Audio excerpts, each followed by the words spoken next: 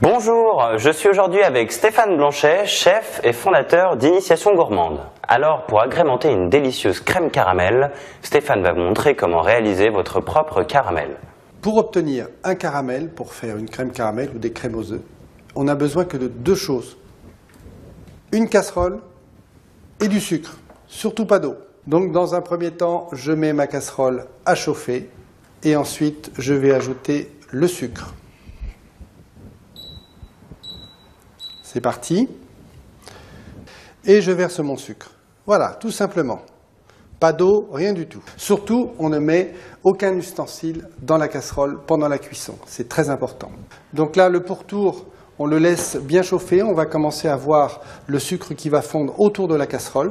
Et avec la main, on va remuer, justement, sans mettre d'ustensile dedans pour bien mélanger ce caramel. Alors, une chose qui est très importante, quand vous faites ce caramel, vous restez devant la casserole, vous ne faites pas autre chose. Parce qu'une fois que le caramel commence à prendre, c'est très rapide.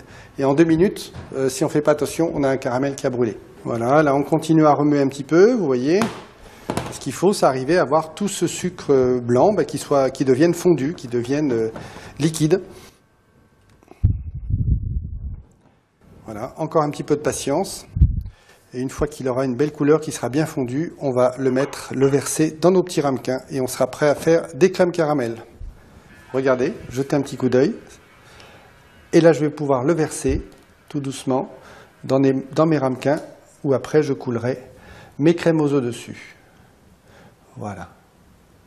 Il faut attendre que le caramel refroidisse avant de verser la crème aux œufs et de les mettre au four, bien sûr. Pour bien napper mes petits ramequins, on va tourner le caramel. Faites attention parce que la brûlure avec le caramel, c'est terrible. 180 degrés, c'est redoutable pour la peau. Voilà, vous voyez, ça commence à figer, c'est parfait. Et là, on va les laisser refroidir. Nous avons nos petits ramequins qui sont prêts à accueillir la vraie crème caramel, comme chez grand-mère.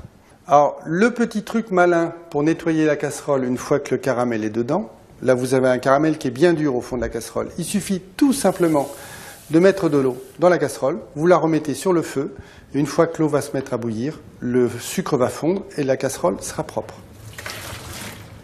Vous voyez, le fond de la casserole est tout propre.